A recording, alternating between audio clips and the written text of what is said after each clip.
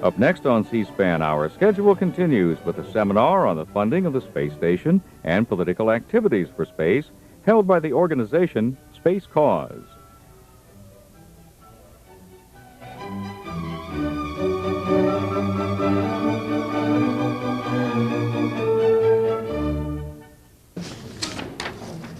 Ladies and gentlemen, good afternoon.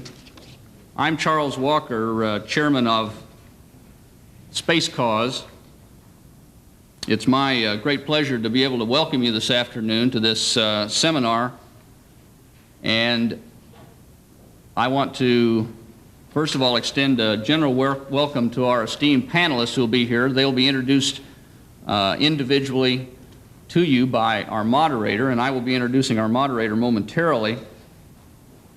First of all, I want to present a very brief introduction of the Spacecause organization to you. Spacecause is a member of a family of grassroots organizations that support space, the civil space activities of this nation.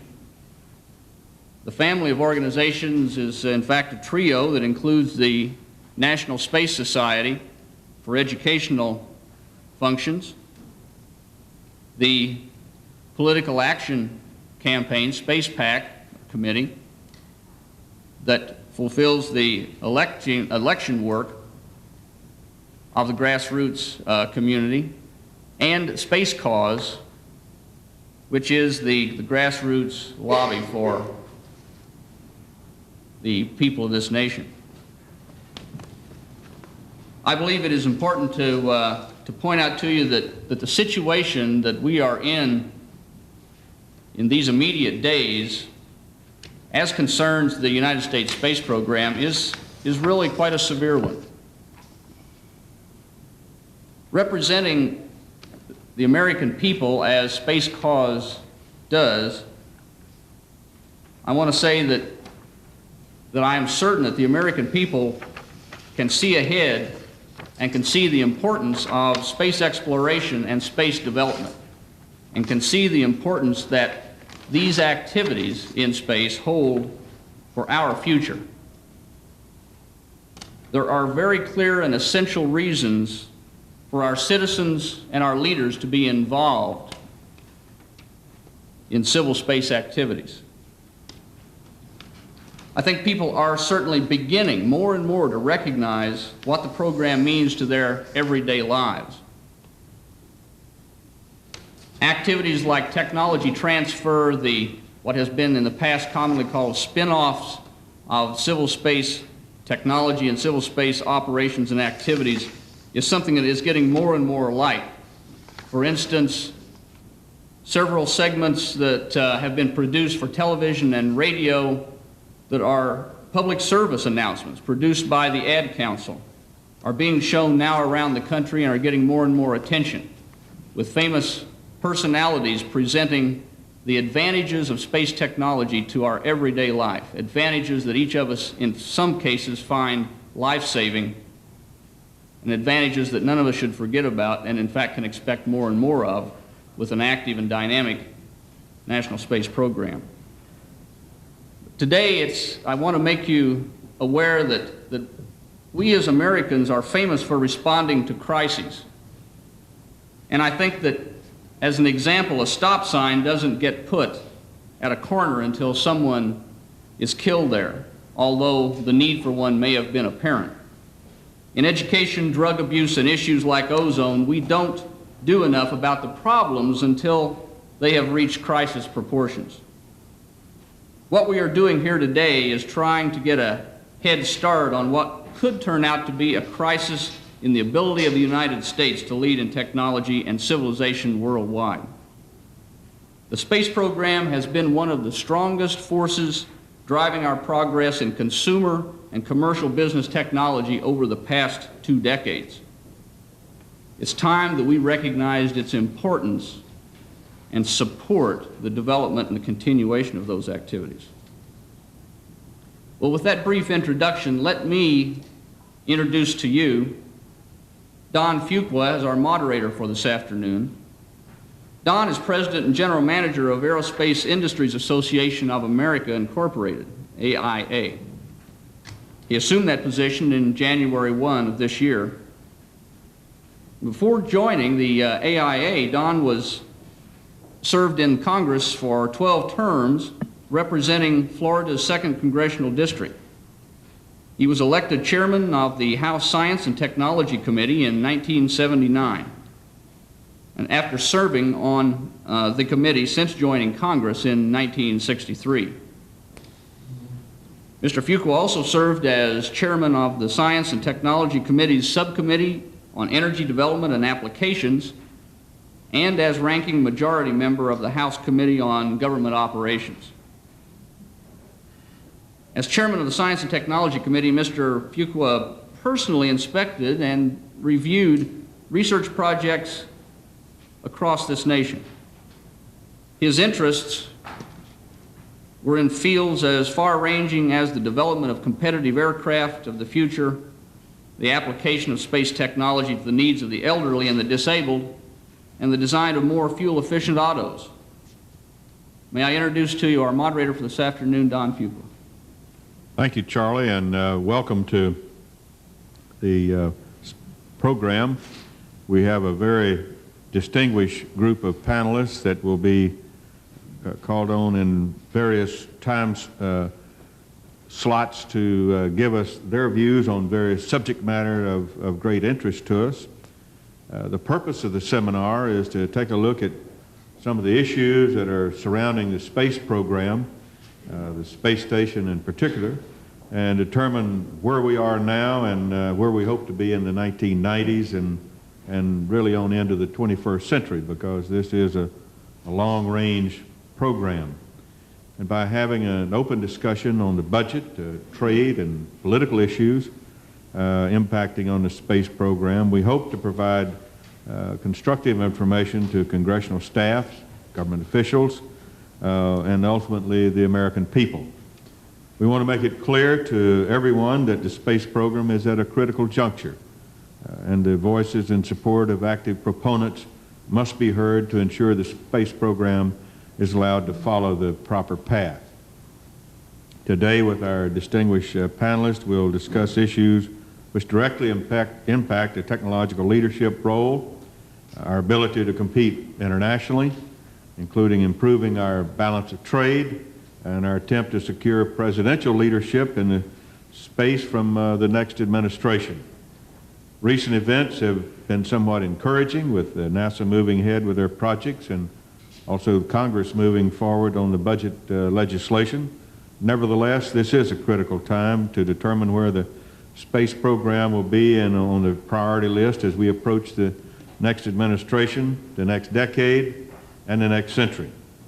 And now to introduce some of our panelists, and very capable to do that. First will be Mr. Richard Mallow, who is the staff director for the subcommittee of the House Appropriations Committee on HUD and independent agencies that deal with the NASA budget. Mr. Mallow has served very capably and ably in this capacity for more years than he cares to probably admit, but has been recognized as one of the authorities, particularly on the budget matters as it relates to many subjects, including space, and where he's been a very valued member on that committee, and that particularly as we speak today, things are very critical. We'll be talking about the budget realities facing NASA and the space station. He'll be joined by Professor John Logston, Director of Space Policy Institute at George Washington University. John also is quite a historian of the space program, and not only teaching courses, but also has been very active in trying to better understand space policy and where we're going in our country. And to lead off, I would like to ask Dick Mallow to begin. Thank you, Mr. Chairman, and thank you, Charlie. Well, I guess I'm here today to bring all the bad news to everybody, and I hate to take that role always, but that's the way life is. Let me try to take a minute or two to go through what I see now as the impact of the Budget Summit agreement on the NASA dollars for 1988 and 1989. And you can't do that really in a vacuum. You have to look first to see what the impact is on the HUD Appropriations Subcommittee. Now, the HUD Subcommittee has one of the larger chunks of the budget. It comprises roughly about 20% of the first-year outlays of all of the domestic discretionary programs. That means that any proportional cut is going to affect the HUD Subcommittee rather significantly. And in the case of the Budget Summit, that's exactly what's happening. A straight extrapolation of the dollars that we are going to have to come up with to meet the $2.6 billion net outlay savings for domestic discretionary programs is roughly about $700 million in outlays and $1.5 billion in budget authority. That is a great deal of money, and it cannot really be applied in any way without it having a rather severe impact on NASA. For example, if we try to take that $700 million outlay cut by taking $200 million or thereabouts out of veterans medical care, taking $100 million out of EPA, taking $125 million out of the National Science Foundation, and still cutting other programs in the bill by somewhere around 4 to 5%, an across-the-board cut on top of those, you still have to cut NASA in the order of $400 or $500 million to get to the number. Now, that is a very significant cut. And the problem is that we can't really realistically cut space flight account very much because of the fact that the orbiter, of course, and the shuttle, if they're going to fly next year, are going to need virtually every nickel that is in there for 1988. And that is the first point that makes this exercise so difficult. In some ways, for the HUD bill, we have two major problems, and it has to be looked at that way.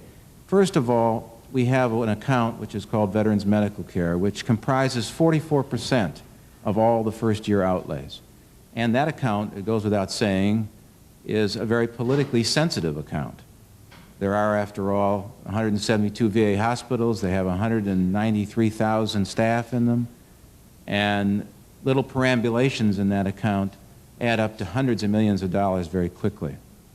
That account, in effect, has to be at least partially protected. Second account, which I've mentioned, is a space flight account. If you're going to protect that account from these reductions, and if you're going to do that in order to fly next year, you end up by removing from the table for the whole HUD bill almost 60% of the first-year outlays. That means that all of the other agencies and all the other accounts, and in there, of course, is NASA's R&D account, have to share a higher percentage of the cut than even if you took a straight extrapolation of the Budget Summit. One other point I want to make about the summit and about comparing it with the Graham-Rudman cuts. In a way, and I think this is the case, the Budget Summit is a substitute. However, in the case of the HUD subcommittee, there is something that I think many of us don't know or isn't been really revealed, and that is that in the Graham-Rudman law, it protects the VA medical care account, and it is capped at a 2% cut. The Budget Summit doesn't do that. And secondly, because of a quirk in the Graham-Rudman law, there is no cut taken from the space flight account. So in effect, under Graham-Rudman, both medical care and the space flight account are protected. But under the Budget Summit arrangement, medical care and the space flight account are not protected, and therefore the other accounts in the bill have to eat the difference. That's it in a nutshell, really. There's one other thing I wanted to say about the Budget Summit approach, and that is that in looking at both Graham-Rudman and Budget Summit, we look always at the first-year outlay savings. That's what we're scored against. That means that any account that outlays heavily in the first year, such as the space flight account or the NASA R&D account, is a target for the reductions. It means, for example, in the HUD bill, that even if the members wanted to take a reduction from urban development action grants, or they wanted to eliminate it even, which is a savings of $225 million, it doesn't benefit you any because you only get scored for about 2% of that in outlays. So when you only look at the first year outlay impact, it has a severe impact on those accounts which have a heavy outlay impact in the first year, and those include the NASA accounts. I think that, finally, I would say that the budget summit impact on 1989 is, in some ways, maybe worse than what we're looking at in '88. If you take a straight extrapolation again, you're talking about basically a 2% increase, somewhere between 2 and 4, maybe. And if NASA comes off at somewhere around $9.2 billion in '88, a straight extrapolation is going to mean less than $10 billion in 1989. At that level, you really have no money for a space station. Now, that does not mean that the President cannot reorder those priorities within domestic discretionary programs and request a great deal more money for NASA or for space station in '89. But in doing so, he has to take it from some other domestic discretionary accounts, and that may be very difficult politically to get through up here. So it's not a very pretty picture, either now or in 1989. And the solutions to it, I guess, are above my pay grade and more at the level of the gentleman sitting to the left of me. But in any case, that is a little capsule of the problem that we face, and I think it's a very serious problem, and it's one that we'll probably get the answers to sometime in the next, I'd say, 7 days to 10 days. Thank you. Thank you very much, Richard. Now I'd like to call on Professor John Logston to give us, from the professorial point of view, some of the realities as he sees the budget crunch, and particularly as Dick Mallow has outlined. Well, the benefits of a university, even a university in Washington, are the ability to take a slightly more detached perspective on the sort of things that drive people crazy on a minute-by-minute basis up at this end of town. I think it is reasonable to ask how we got in our situation where we're setting what we think are national priorities through the choices we make in short-term budget adjustments. Because that's what we're doing. And it would be interesting to think how one would explain what is going on in the budget adjustments now to Mr. Gorbachev, for example, the process of decision-making in this country that we're currently engaged in. I found in looking at the Senate Budget Committee report on the Budget Summit Agreement, a couple of sentences that capture the problem, I think, rather well. And I quote, "America is consuming more than it produces and paying for the difference with borrowed money. From 1981 to 1987, the United States increased its debt to foreigners by $550 billion while adding over $1 trillion to its national debt. Those of us that are advocates for a particular area of human activity, even as one as important as the space program, can't ignore that overriding reality. $550 billion of additional debt to foreigners and a total of $1 trillion of debt in the past 6 years. As Dick says, it's for statesmen, and thank heavens I don't have that responsibility, to figure out for the country how we get out of that situation. It is going to get worse before it gets better, I think. How do we protect what's important for the country in the middle of that? And how do we convince those that ultimately must make the trade-offs that the space program is one of those things that is important for the country, and indeed that the space station program as a central element is one of the initiatives that ought not to be sacrificed to these overriding short-term budget problems. That's really the topic of the whole afternoon. I think the best thing I can do is phrase the question. It's clearly not going to be on narrow geographical, congressional district, pork barrel, industry or any combination of those arguments. It has to be on the basis of a judgment by leaders that space is important to leadership. Parochial arguments ought not to be made in this situation, and I think the space community need not make them. That there is a case, if we think about, for example, the space station. We set it in 1984 as the central element in a leadership program, and we told our allies, Europe, Canada, and Japan, that we were willing to have them engage with us in that long-term venture. If we back off at this point, we can't possibly sustain a claim to leadership in space. And we have our friends on the other side of Europe who say, well, you know, we have something that's flying, and we are happy to have you fly along with us. I don't think it's a U.S.-Soviet competition head-on-head, but rather kind of four-way dynamics among the major space powers in the world that is going on. And the question really that is captured in the space station decision is whether the United States wants to remain as one of those four major, plausible, credible, leading countries in space. Europe and Japan have recently committed themselves to the notion that autonomous space capability is an essential element of leadership in the 21st century. The Soviet Union, as we well know, is pursuing an aggressive program. We are now at the decision point that says, what do we want to do? The situation is even worse than Dick paints it in a particular way, and none of you are going to be able to see anything except a general outline of something, but the outline is the point. Here are two charts. This is the chart that shows the budget space budget from 1985 through the year 2000 if the RIDE report were implemented.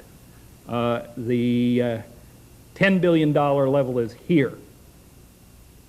These are in this year dollars, 1988. If we are going to have anything like the leadership program that Dr. Ride recommended, it's not a question of sustaining a level budget, but a question of are we able to do something that looks like that.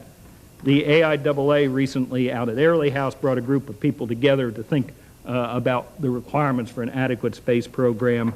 Their shape looks very similar to that out of the RIDE report. Well, this isn't in the RIDE report, by the way. This is 88. Here's the $10 billion level. Here's the budget at the peak of Apollo.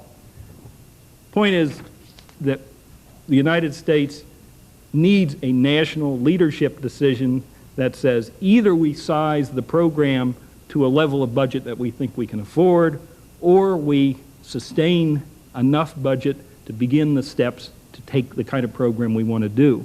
And it's a pretty clear-cut choice that gets muddled up in these overriding and just terrible fiscal realities. I do not envy the people that have to actually make the choice. Thank you. Thank you, John. I have a question for maybe you and Dick Mallow can share in this. Professor Logsdon, you mentioned that this should not be a make-work program, not a WPA project, that it is a technological driver of what free societies are looking for. The Soviet Union has had a space station up almost 2 years now, a real space station. They've had the Salyut up prior to that, doing some work. We are probably 8 years away from a launch or its final assembly in space, something according to that. So that put us 10 years behind the Soviets in an operational space station. How do you, Dick Mallow, in working on budget priorities within the constraints of the Appropriations Committee, the Budget Committee, and all the processes, how do you factor in these national concerns so that they receive a high priority in the statesman-like manner, as Professor Logsdon was referring to?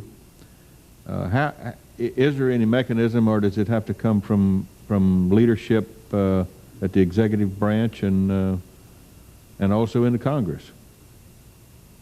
Well, I think, frankly, I should defer the question to Senator Garn, but We're going to get to him later.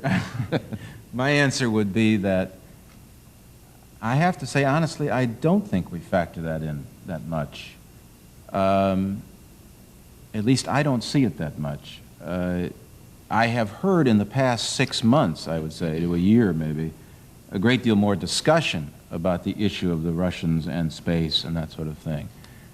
But when we look at the budget realities and we face the kind of a budget crisis that we're in, I think that sort of gets lost in there someplace.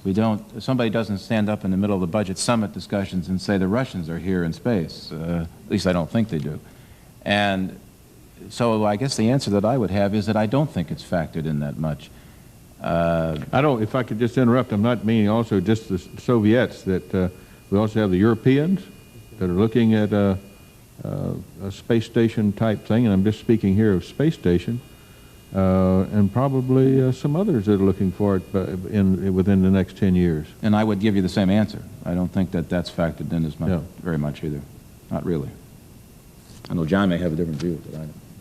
No, I think the reality is that it's hard to be a statesman in the middle of budget crunches. To inject broad perspective into the short-term adjustments of budget realities is very, very difficult. And yet, is there really any alternative in our system of government at the current time? I mean, how do we preserve the future we want in making sure that we also have the present we want? It is an almost unanswerable dilemma in terms of the situation we got ourselves in. And on top of that, we're spending unanticipated billions fixing the shuttle. I mean, think of the money that has gone into the shuttle recovery program if that were applied to future programs. So that I come back to a cliche. I mean, this country needs to decide for itself, not because the Soviets are doing it or the Europeans or the Japanese, but because we as our society perceive that being capable and strong in space is part of the future we want for ourselves. That in these kind of day-by-day adjustments that are going on the first floor of this building now, as the Senate Appropriations Committee meets, some people have to rise above the specifics of the situation and say, this is something we ought to and should be and must be doing. What does this look in the out years, Dick, for outlays for space station? This is just the beginning, first year in fiscal '88. Well, as I said, if you took a straight extrapolation of the budget summit into 1989 for NASA, it would really not leave any room for a dollar, hardly, for space station, because really the NASA budget in '89, just to sustain what we have on the books now, is going to be about $10 billion. And that's when you start, spending starts increasing for shuttle operations. Well, I think you can look upon the shuttle number as it will be somewhere in the $3.5 to $4 billion level. But it is up, actually, going to be a little bit next year. But the fact is that if you're at the $10 billion level, you haven't spent the first dollar yet on space station. So whatever you're going to spend on it is on top of that. And if you're going to spend $1 billion in '89, you're now talking about roughly an increase of 20%, 25% above where we'll be in 1988. And that is way out of sync with what the straight extrapolation is. That doesn't mean it can't happen, but it's not an easy task, I don't think. Don, just for the record, the budget that NASA submitted to the Congress in the spring of this year, which is a long time ago in the current situation, called for space station budget next year, fiscal '89, of $1.84 billion, in '90 of $1.99 billion, of '91 of $2.2 billion, and of '92 of $2.14 billion. Dr. Stofan may talk about where those figures are now at the end of this year, but the point is that this is a program that is planned to ramp up at the time that this crunch is coming. And therein lies the problem. It's not only a problem for this year, next year, it's a problem over the next 5 years if we're going to do anything like the program we think we want to be doing. Well, thank you very much. I think we'll move on to our next topic of conversation, and we may want you to participate in that, and that's facing the political realities. What must be done to meet the challenges presented by the budget climate? What type of government leadership do we need? Is there public support? What's missing from that understanding? And to be one of our lead-off panelists on this is someone who knows something about space himself. He's been there, as well as our chairman of our group, Charlie Walker. Senator Garn was one of the first people in space as a non-astronaut mission specialist. He's served, he knows a little bit about finance. He's been served as mayor of Salt Lake City, served as chairman of the banking committee in the U.S. Senate, and has also been very involved in space activities, and serves on also on the appropriations subcommittee in the Senate that deals with the space budget. So, Senator, I know you've been there from the ground up, and an avid supporter of space. Where do you think we're going in public support for space to meet the crunch that Dick Mallow was talking about? The budget numbers, they're real, and I know that they've been a great deal of concern to you. Well, thank you very much. It's a pleasure to be with you. And first of all, has nothing to do with what you asked me to talk about, but in 13 years, this is the first time I've ever sat on the side of this dais, because when I was a freshman Republican, I started over, this is the banking committee hearing room, and I sat over in that chair and worked up through and sat in the center chair for 6 years, and then started moving back the other way with the change in election. But I've never sat on this side before, so that's a new experience. Well, that doesn't mean any shift in your political philosophy, Senator. No, definitely not. Let me back up a little bit, because without even hearing what Dick said, I'm sure of what he said about the unbelievable crunch in this year's budget. I don't know whether he pointed out one of the reasons that makes it especially difficult. Under Graham-Rudman Hollings, the conferees could not agree when that act was first passed to a unified way to handle the budget in both the House and the Senate. So we agreed on a different set of rules, that on the Senate side we would count outlays, and on the House side we would count authorizations. So every time you go to conference, and Dick and I have been going to conference for a long number of years together, we have to start rationalizing the difference of the rules. And it's more difficult, obviously, to deal with outlays, because that's 1 year. Authorizations are spread over a long number of years, and some programs are slow spend out and others are fast. And so he speaks accurately when he talks about the difficulty of even keeping a space station going at all under the budget compromise. And the reason that is true is most of the conferees on that budget summit didn't seem to understand the differences between the House and the Senate methods of accounting, and certainly didn't seem to understand when they'd come to me, some of them say, well, the space station can stand a 3.8% cut, can't it? And I said, of course it can. We would be tickled with a 3.8% cut. But of the HUD independent agency's budget, about 2/3 of it are entitlements, which the gutless Congress has refused to even consider. So you start applying it to the other third, and then you say, well, that triples it, so now it becomes 12 or 14 or whatever it is. But the problem is worse than that, because we have some non-entitlement entitlements programs, something known as the Veterans Administration, which are sacred. And I say that as a member of the VFW and the American Legion and a retired military officer. But you simply don't touch them. Last year I tried to take $292 million out of a $9.2 billion veterans health care budget not only lost on the floor of the Senate, they put that back in and put more. So there's some more untouchable. So by the time you go through this whole process, that 3.6 or 3.8 virtually removes the space station over a 2-year period. So it isn't just the general public that doesn't understand our budget counting games.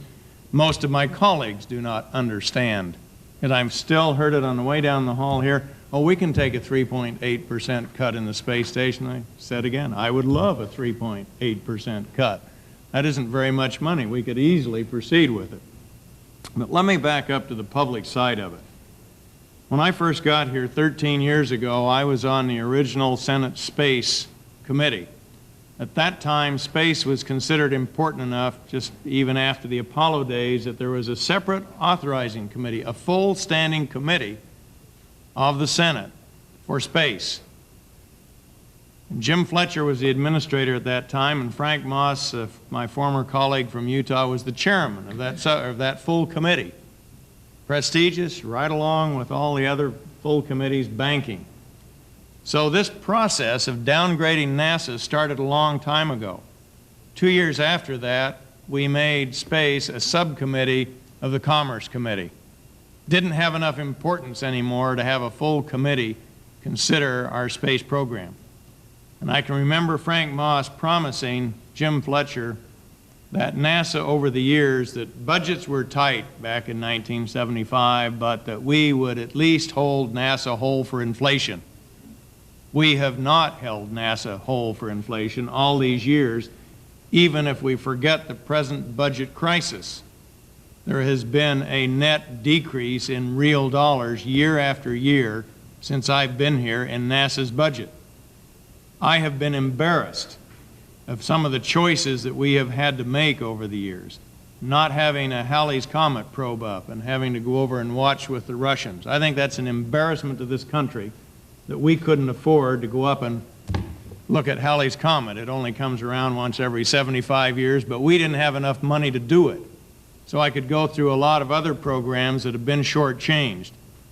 And then my colleagues love to sit back when NASA has had to make difficult choices between programs and say, NASA should have been doing this. Why weren't we doing that? Why did we emphasize the shuttle? Why didn't we have more ELVs? Well, I can certainly agree we should have had more ELVs to go with our shuttle fleet, but you had to make a choice. There wasn't enough money to do both adequately.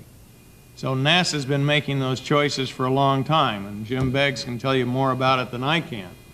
But the appalling thing to me is that there is no real support for space in this body. No one calls up in any of these negotiations and puts any pressure on my colleagues either in the House or the Senate to say we need more for space, except those who are directly involved, the contractors. We hear from contractors. Well, that is not a wide base of support compared to those who lobby for food stamps, don't limit Social Security COLAs at all. Nobody's talking about cuts. So there is virtually no perceptible public support for NASA other than, like my colleagues, everybody's for space. If you ask them a question, oh yeah, I want a strong space program. I'm very much for it until it comes time to vote, and then nobody's calling them. They're being hounded. The last 2 or 3 weeks of this session, it's virtually impossible to get out of your office to come to a meeting like this or to go to appropriations where I need to be in a few minutes to defend the space station budget in those negotiations. It simply isn't there, and so it gets lost in the shuffle. When you consider that we only spend about 0.7% of our entire national budget on NASA's entire budget, you see how inadequate our effort is and how unrealistic the lobbying efforts or the pressure or lack of pressure for developing a space program. And I agree with John Logsdon completely. Forget Soviet competition, forget French Ariane and all of that, because of the technological spin-offs that benefit every man, woman, and child in this country and around the world. We ought to have a space program because it is something we should be doing. If nobody else had a space program, Our space program, in my opinion, is inadequate to the benefits that will come back from it. And that's the second point I want to make very strongly about trying to face the political realities. Political realities is that the average citizen in this country does not understand how they benefit from space. We have done a miserably poor job of educating the American people, because I can't tell you how many times I am asked the question why we waste money in space.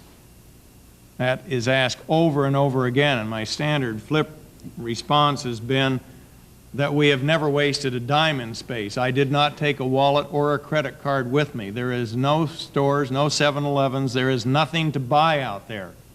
Every dime is spent here on Earth. Charlie didn't have a wallet with him either. Charlie and I flew together on his best mission of his 3 was obviously STS-51D. Company was better. Well, I better not get him to answer that one. But there is almost a total lack of knowledge. I'll bet you not too many people know that Charlie was operating an electrophoresis machine and even what that means. Even, I'm a parent of a diabetic daughter, but how many diabetics know about the implantable insulin pump?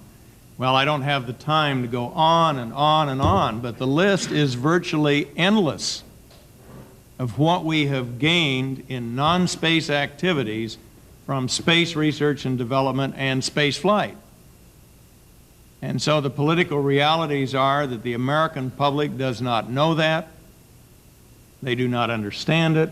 They're not aware of things that they use every day of their lives and where it came from, and they wouldn't have had it if we hadn't had a space effort.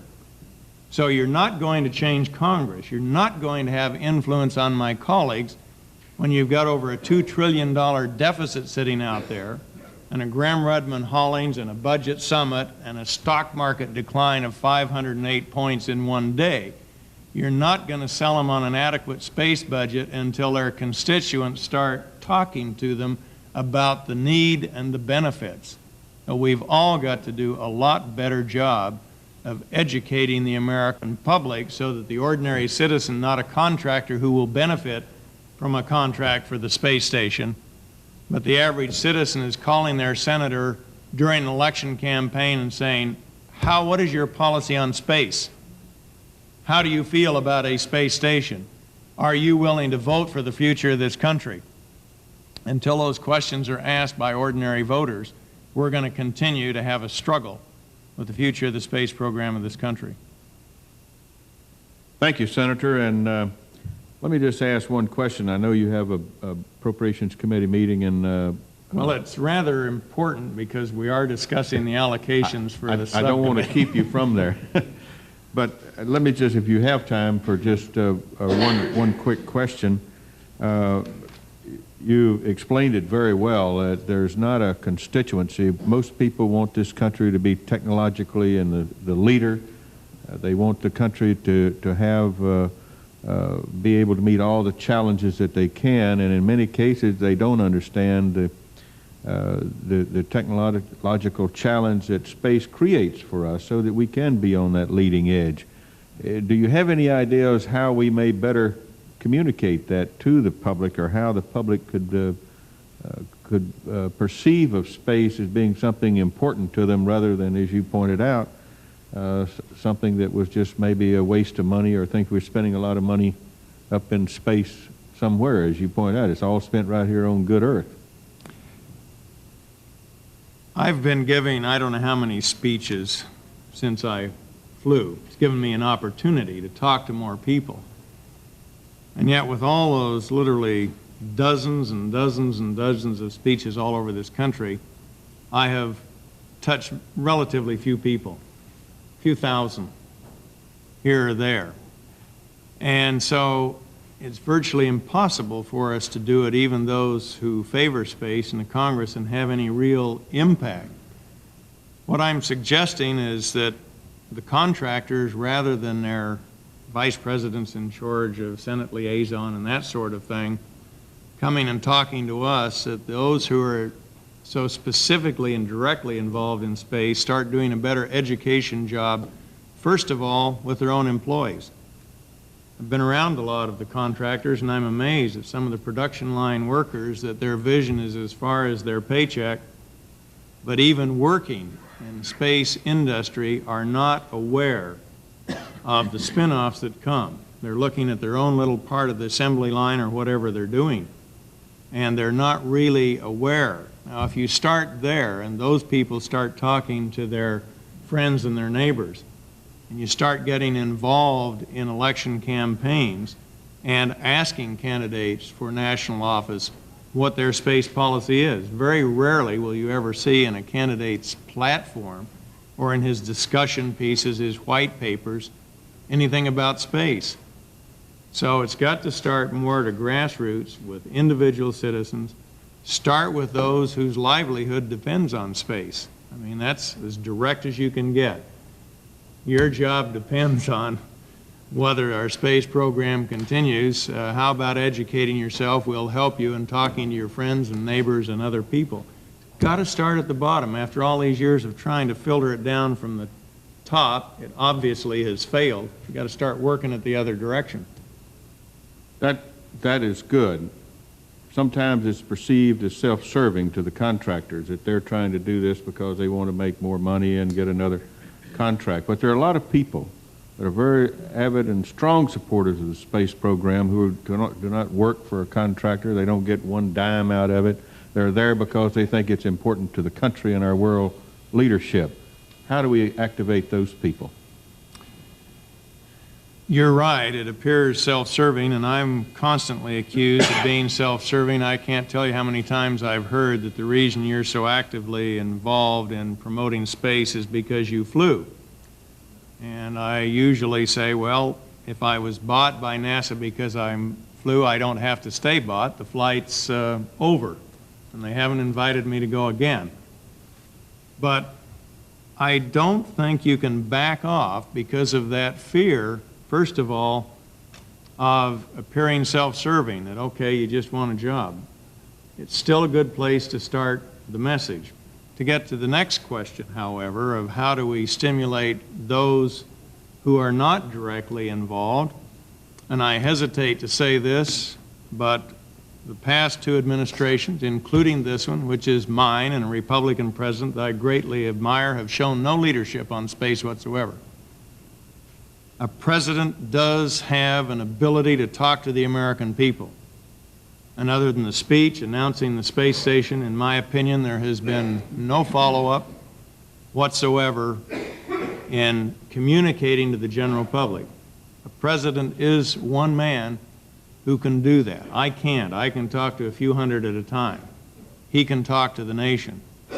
So you've got to have a president. And I think you look back at John Kennedy, he did excite the nation about space. And I didn't support John. You probably did, but I did not. But nevertheless, in this area, he was an example of the kind of leadership that I'm talking about that we have not had since. So I hope whoever the next president is, space will be a priority, and that's the best way we can start to get to those who are not directly involved. Senator, thank you very much for sharing your time with us. I know you have other very important meetings to get off to. Our next panelist knows a lot about space. He served twice in NASA, most recently as an administrator. Has been the Undersecretary of Transportation, has a strong industrial background, and one that was here when the shuttle program began to fly, and through most of that program, and now in civilian life, I guess you can call it, is still very actively and avidly involved as a promoter of space. I'm speaking of James Beggs, a former administrator of NASA. And Jim, I know you and I have talked many times while we were working on budget matters and so forth, but along the lines we were talking about with Senator Garn about how do you generate public support. You've been involved as on the executive side, working for the executive branch of the government, not only running an agency but also trying to get support through the executive branch of government. and I know that's always been a problem, and I know you have worked very hard at that in the time that you were the administrator at NASA. How do we build up this public support for space? Well, I think it's building now. At least I hope it is just a little bit done. I worry just a little bit about the way in which we go about trying to sell this program, and I subscribe to some of the things that Jake said. I seldom get to sit on this side of the dais. I'm usually sitting down there looking up. Since I am, I'll use one of my favorite Shakespearean allusions: get thee glass eyes, and like some politicians seem to see things thou dost not. And I'll try not to do that today. We are coming into the silly season, and I think that's perhaps an important opportunity for us in addressing the question Don asked, which is, how do we attack this problem where we seemingly don't have support? There is a problem there in that we have not learned to play this game apparently as it is supposed to be played these days, and that is single issue politics. This is the era of single issue politics, and unfortunately that constituency which we do have promoting the space program is badly fractionated. And all of them with every good intention. We have an industry which supports us. Unfortunately, that industry also serves the Department of Defense, and compared to the 300-pound gorilla represented by the Department of Defense, the little NASA ape is far outshadowed. So when the industry goes out to defend the space program and there is a trade-off between supporting space and supporting defense, and sometimes, unfortunately, there is, you know which side they're going to come down on. The scientists, God love them, always find it necessary to remind us that if we didn't spend all that money on shuttle, space station, or what have you, we would have a lot more to do the very important scientific objectives which they would like to forward, and so would we all. There is as well the constituency that exists out there trying to find applications out of space technology, and they would like to see far more money spent in supporting the commercial activities and the applications activities which result in economic benefit, even though the economic benefits which have come from this program are very large, as Senator Garn remarked. So I think what we really need is an overall protagonist organization to organize this constituency, somebody that can put an umbrella. We sat around the table the other day and counted all the organizations that have been formed who are in one way or another supporting the space program. We counted up to 42. And someone the other day said, no, you're wrong, there are 46. You may count to a different number, but there are a lot of them. And the result of that is that each of them does not represent a large enough constituency to get anybody's attention, nor do they have very much money. And if you're going to make an impact on a national campaign, you either got to come representing a large constituency like the veterans, or you better come with money. And we don't come with either one. So I would urge that we all think about getting together. I'm pleased to see Charlie Walker putting together an umbrella organization up here, and I think we ought to encourage him in that. If his is not the right one, and I hope it is, then we ought to find another one. But we ought to have a single organization which can represent the whole constituency and try to bring them all together under one umbrella. And then I think we ought to urge on all of the candidates that are running, and we shouldn't miss any of them, because the good Lord knows we don't know which one of them is going to be the candidate and the president. So we ought to work on all of them, and we've got plenty of time, or at least enough time we get busy on it, and urge on them a space program that we and they can all support. And I would start with the following points in writing position papers and policy papers for each of the candidates. We'd like to see them all come out for a minimum of 1% of the federal budget, stable and continuous over at least the next decade. We get 1%, then we'll go for more, but let's get 1%, which we don't have today. And in that regard, I would say we would like them to support federal research and development generally, and perhaps request a level of federal spending of 3% of the federal budget on civil R&D, which would pay this country back handsomely and maybe get us a head start on making ourselves more productive and more competitive in the world. That number, incidentally, just as the NASA number has been coming down for over a decade, so has the expenditure of federal money in R&D been coming down for over a decade. If someone wants guidelines as to how that money can be spent, there are 3 criteria. One, it should be spent on those programs which are so large in their requirement for facility and program that no industry group can support them, space and nuclear research being examples of that. Those programs which require support for national prestige and national interest, but where the payoff is too far distant for the industry to invest simply because they can't justify it on a cost-benefit basis. And thirdly, those programs which support those industries which are so fractionated they can't mount a good and sufficient R&D program in and of themselves, agriculture being an example of that. Secondly, I would ask them to reaffirm their commitment and the nation's commitment to civil space exploration and research and development, represented by a balanced program of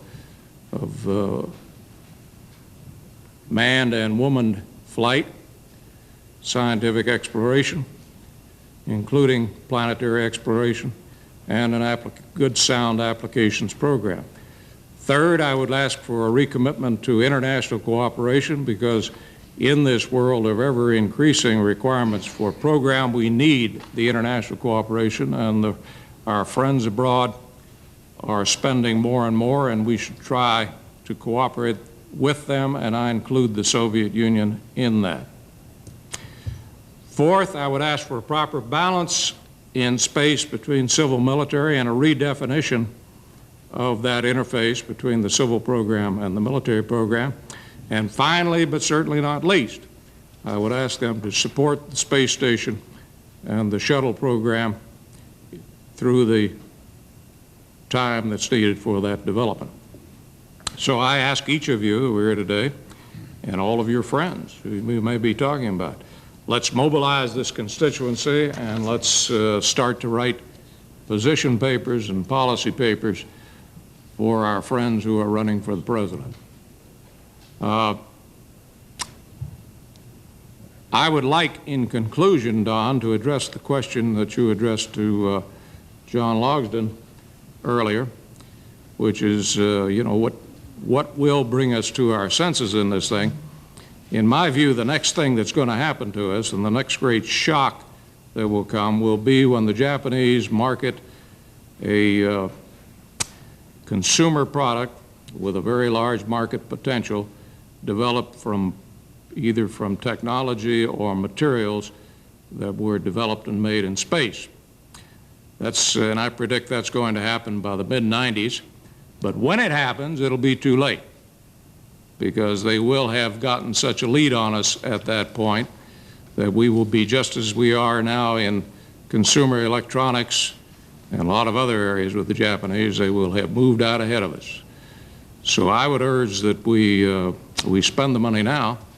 It's a small enough investment to make. Indeed, when you look at the relatively small amount of money, we spend far more money than we spend in R&D, particularly space R&D, in many areas which are totally non-essential.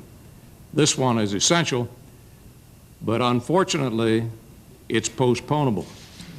And unless we constantly keep it before the public with an education program, and unless we have a constituency to represent in the political environment in which we have to live these days, we just simply won't spend the money. We will lose ground, we will lose leadership, and eventually we'll lose our market. Don, thank you. Thank you very much, Jim. Very, very excellent comments, and I know we'll have some further questions later. I want to call on George Brown, a member of Congress from California. We came to Congress together many, many years ago. George has served almost throughout his entire congressional career as a member of the Science, Space, and Technology Committee. He serves on the subcommittee on space science and applications. Has long been an avid supporter of our space program, and particularly our civilian applications. But I'd like to ask George for any comments that he might have along the topic we were talking about. What are some of the political realities that we face in getting support for the space station and the space program in general? Well, I always like to have a chance to talk about subjects like that. I'm sometimes describe myself as a space nut, and it's a lifetime interest or fascination of mine for any number of reasons. It provides me with the kind of a sense of excitement and relationship to the opening up of new frontiers that makes an otherwise dull congressional life somewhat more interesting. I've been fascinated by listening to the two previous speakers that I've heard here, Senator Garn and Mr. Beggs, amazed at the degree to which I find agreement with some of the things that they have said, particularly Senator Garn's comment about the need for presidential leadership here in order to develop the kind of support that's needed. And then the rather practical figures which Jim Beggs has given with regard to what is needed for a healthy, comprehensive, robust space program. I was reminded when he spoke about the need for spending possibly 1% of our GNP on space of similar discussions we had after the Apollo program and the manned lunar landing, because we had had a peak in space spending at that time, fairly substantial peak, and we've never returned to that level. We're probably less than half of that level in real terms today for the civil space program. And I remember talking to a number of people about how great it would be if we could just maintain that level of spending for a number of years into the future, what we could do in terms of kind of a robust program that we need. Well, the same thing is actually true today. If you look at the total space program, including both the civil and the military component, it is not too far off from the 1% of GNP figure. It's a little under that. And the point that Jim Beggs was making about the need for redefining the balance between the civil and the military program and the interface between the programs is really the key factor. I don't think we have to spend any more money on space than we're spending, but I think that for the same dollars that we're spending, we could get both a more effective defense and a more effective civil program than we have if the program was properly focused around a set of clear-cut national goals. And that's what we're missing at the present time. I don't think we're ever going to have an easy battle in getting money for a space project. like the space station, unless we see that space station as a part of a comprehensive future for human society in space. And that's the thing that we're having trouble defining at the present time. And it shouldn't be that way. We have the capability to envision, and I shouldn't even put it in terms that utilize things like vision, but we could lay out an engineering program for the development of space, to which the space station is almost a key central ingredient. And with that total vision of what man can do in space, man and women and human society, I think we could mobilize the kind of public support that we need. And I think that that's going to happen with or without the United States. I see other countries all around the globe as having a sense of what the development of space technology will do to their society that is more comprehensive than what we have in the United States. And none of them are capable of undertaking the scope of program that we can in this country. But what they are doing, the Japanese, the Canadians, even the Chinese or the Indians, third world countries, are deciding that their future technological leadership will depend upon mastering some part of that new space environment. And they are scoping out some portion of that. The Japanese are probably doing the most comprehensive job, but the European space community is also. They are scoping out some part of that which they feel will contribute to their overall technological goals, and they're moving ahead with that in a focused way, which we are not yet doing in the United States. We're kind of stumbling at the present time. And that is something which we can correct, but as Senator Garn pointed out, and as I'm sure many of the rest of us would agree, this requires that we go through an exercise at determining what we can do, what we're capable of doing, what we need to do, and then focusing on how is the best way to achieve that. Now, my own vision of what the space station will do is central to all of this. I don't think that we can have a technologically significant program in space without the space station.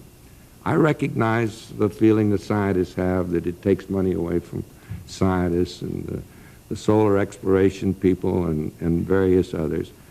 But the fact of the matter is that until we have the capability for permanent presence in space and a technological infrastructure to sustain that, and a set of missions to be accomplished with that permanent presence in space, we're going to be bit players in this matter of the development of space.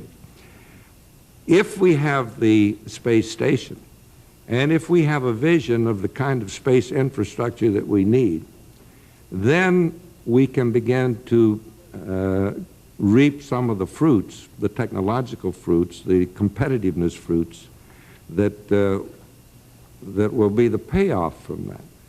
I don't think most members of the public realize that today the extent of the presence that human society has in space. The hundreds of satellites that we have, for example. The huge amount of information that is developed as a result of our space activities. One reason, of course, is that a lot of this is military or intelligence kind of activities and is very tightly held. But we have to re-examine that situation also in order to understand the totality of what is being produced in space. We do not... I hate to interrupt you. There is a roll call going on in the House. I don't know if you got the message or not. I'm going to miss it. Oh, okay. Okay. May I just insert a comment, George, and I'm going to have to make this vote. This is Mr. an Bill amendment. Nelson from This is an Member of amendment by Congress. your colleague from California, so perhaps you can miss it. Let me just say that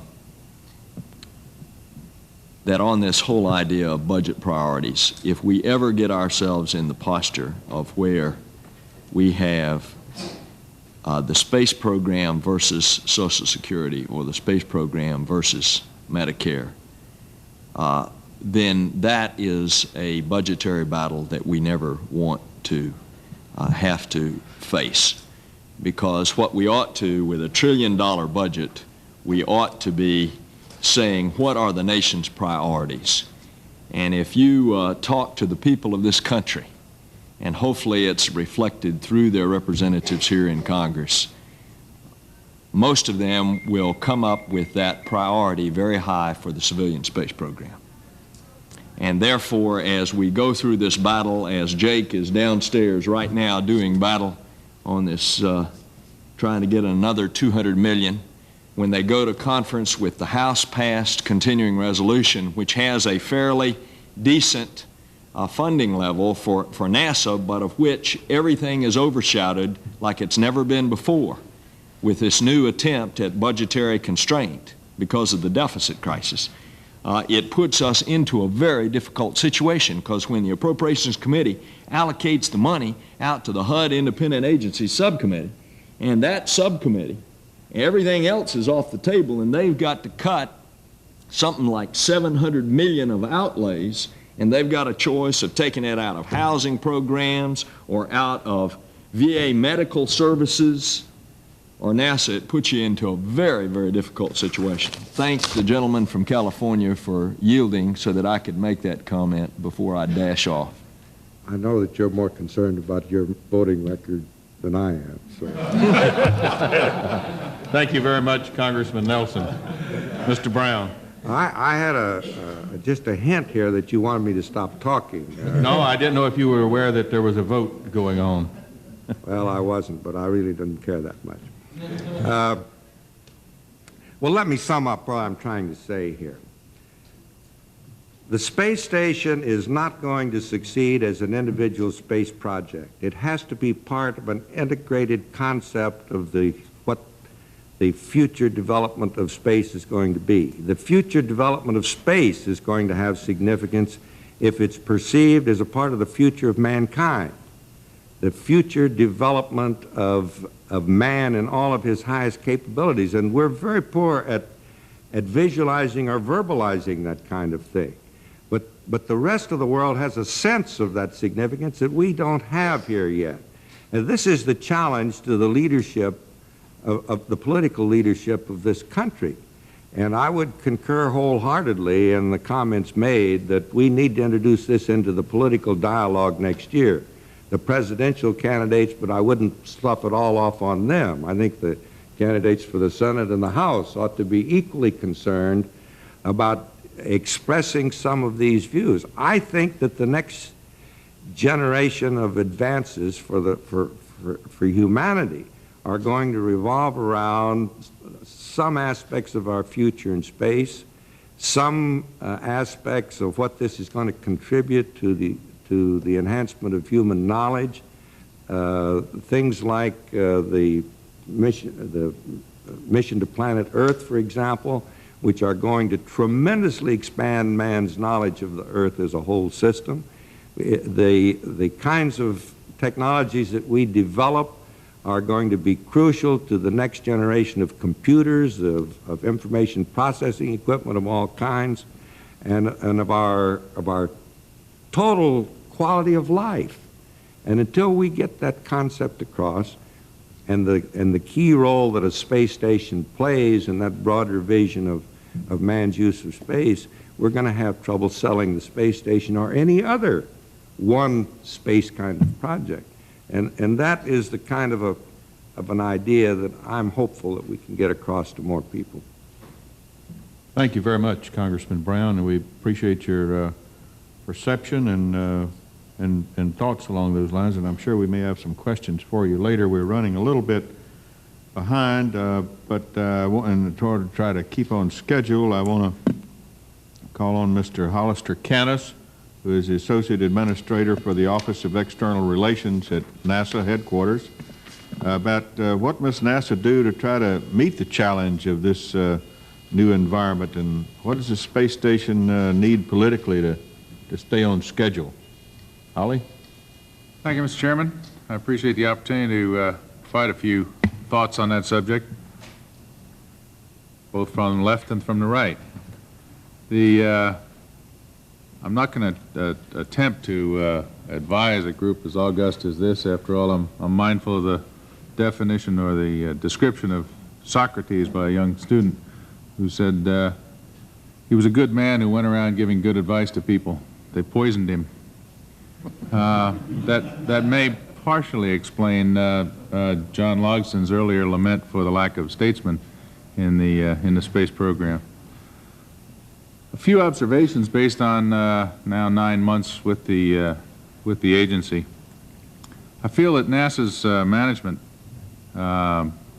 style, the way it does business inside its own four walls, may have been, as a matter of fact was, extremely well adapted for missions such as Apollo, but have been overcome by events. That the management problem and style precedes, but goes beyond the Challenger tragedy. Let me get to that point by walking through a few observations of the history of NASA. I think the key characteristic of the space agency, in terms of the politics and the way it was run, was the amount and the extent of presidential involvement. It's been mentioned earlier that President Kennedy launched the program, if you will, for a variety of reasons that may have had nothing to do with civil space, but that doesn't matter. He did it. The president was involved. He did it on his own without going through a whole bureaucratic regime and decision-making process. In essence, President Reagan did the same thing with the decision on space station just a few years back. Now, what happens in a situation like that is that, as Senator Garn said, a nation can be mobilized behind a theme, a program, a project, but internal to the Washington operations, bureaucratic reactions are not quite as favorable as they might appear in the public. Other agencies build resentment about the luxury of presidential support, not the least of which is the resentment that might be harbored in the Office of Management and Budget, which, if you really think about it, is the only repository of institutional memory in the immediate office of the president. And regardless of what regime, what party is in power, the career bureaucrats in the Office of Management and Budget are the institutional history and the institutional memory, and they have a long memory. And when they're bypassed, they tend to build some jealousies and resentments, and those fester. As a result, to a degree as a result of that, funding does drop, as John Logsdon pointed out, as Jim Beggs pointed out. The funding deteriorated over the years from the Apollo high.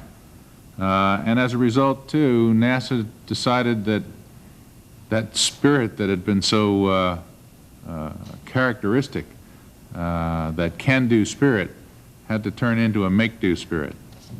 And they had to make do and shift their program, shift the priorities apart from what they knew intuitively and intellectually was correct, to what was available, all the program that could fit into the available budget. This is far different from the days when an open decision-making process within the agency could foster entrepreneurism, intrapreneurism, could cause new ideas to be generated without internal bureaucratic disciplines and structures. And that's a second characteristic of the change that needs some looking at in terms of NASA. In the Apollo days, that openness and that freedom was not only there, it was encouraged, and it did, in fact, accomplish the impossible. It did create a freedom. There was also a political naivete. One of the benefits of being able to solve your problem by going to the president and getting it solved is that you don't have to learn how to fight the game in the trenches of day-to-day politics. And if you think about NASA as engineers and scientists, it shouldn't surprise you to know that NASA, to this day, to a degree, believes that you can engineer a fix in the congressional world. That if you know all of the facts and all of the data, that just good hard logic will bring you to a solution that will solve your political problems. Or that if you research the problem enough, you can solve it scientifically and logically. Well, it's been a basic rule of mine for the last 20 years or so, that, or an observation of mine, that logic has no place in politics. Everything else makes sense. And in terms of the way the space program operated, that I think is particularly true. The trauma of the Challenger brought all of this home to us. Mencken has said that there's nothing so vulnerable as entrenched success. Well, NASA had all that success. And the trauma proved the vulnerability. And as a matter of fact, it unleashed a bunch of forces which we are currently trying to counteract today. If you look at this past year, it has been one series of attacks on traditional NASA activities in one way or another. If you look at it in budgetary terms, the House Budget Committee tried to kill or reduce the budget by $1.1 billion out of less than 10. The Senate Appropriation Committees, over the good works of some of our key champions, cut several $100 million out of the budget. There was an effort on the floor to cut another $50 million on the Senate floor. There are more management type activities going on. The House Appropriations Committee, and my good friend Dick Mello is unfortunately not here to hear this, but I've told it to him before, and I don't mind saying it in public, that that committee and others to varying degrees try to replace their management expertise for that of the existing administration. Micromanaging is the code word in Washington on that subject. Other bureaucracies, such as the Department of Commerce, among others, decide that in its weakened condition after the tragedy, perhaps this is the right time to go after certain activities that have traditionally been NASA's, and for instance, create a commerce czar for that area in up to about 50,000 miles into space. Maybe they're right, maybe they're wrong. At least the debate starts because of a weakened NASA condition. Even the Department of Defense, as we've talked about in terms of the balance of the space program, have made certain representations that might, in the long run, if carried to fruition, take NASA completely out of the launch business. There are threats coming from all different areas, and I would even say that to a degree, there are those around the President who, looking at NASA in the eyes of an agency which has just had trouble, think to the basic rule of politics, and that is trouble breeds distance, and that might be one reason why the President hasn't spoken out as much as we might hope he would in favor of the space program. Interesting thing about that is that there isn't anybody in this room, there isn't anybody in this town that thinks the President doesn't support the civil space program. But arranging through the bureaucratic process for him to be able to focus on that issue and to make those statements, there are a lot of hurdles that NASA hasn't learned how to jump yet. And the question is, what is NASA doing about it? As the chairman asked, well, we've had a bunch of internal shifts. There's a whole new team, not an entirely new team, but basically about an 80% new team. Many of us are new to NASA in character as well as in body. Many of us are there to try and help get the civil space program back on its feet, but don't intend to be there for a long time. That's new for NASA. NASA is an agency steeped in long-term employees, people who join the space program young and stay with it through entire careers. And as a result, NASA becomes a repository for great genius, both in the scientific realm and in the engineering field. And we're going to try and retain that technical genius before it heads for that 800-pound gorilla that Jim Beggs mentioned earlier. We do have to recognize that much of what we see as problems today will be resolved on June 2nd of next year when we fly again. That's why we're keeping the shuttle flight as a #1 priority, and I'm awfully glad to hear Dick Mallow say the Appropriations Committee will do the same. It has to be our #1 priority. We are trying to improve our public statements to better convey the value of space programs and its spin-offs. We are more than Tang and Teflon. And we do have to convey that story better. But I would point out that as a federal agency, we are not funded, nor are we allowed to lobby. We are not funded, nor are we allowed to advertise. That's one of the reasons why we appreciate the activities of the Space Caucus, among others, to tell the story as we would like it to be told. And to make that happen, we are, in fact, supporting agencies, entities, individuals, and as a matter of fact, we have made representations to every single one of the presidential candidates that if they want technical information, if they want expertise, if they want a sounding board for ideas and so on and related to the civil space program, we're more than happy to help them. So far, 2 or 3 have accepted our offer, and hopefully that will raise the level of debate and raise the level of understanding of the problem. Don, I could talk about this for ages, but I would like to wrap it up with just a quick anecdote having to do with a game warden and a fisherman. The game warden was surprised this one fisherman used to bring in all the fish, and everybody else was coming in skunked with no fish at all. He couldn't find out how it was done, so he finally decided to confront the old-timer directly and said, "Can I go out with you and see how you do it?" The old-timer said, "Sure," and they rowed out to the middle of the lake. The old-timer reached under the seat of the rowboat, pulled out a stick of dynamite, lit it, threw it in the water. Boom. All the fish come to the top, and the fellow grabs them in. Game warden says, "You realize that's illegal, don't you? You're not allowed to do that."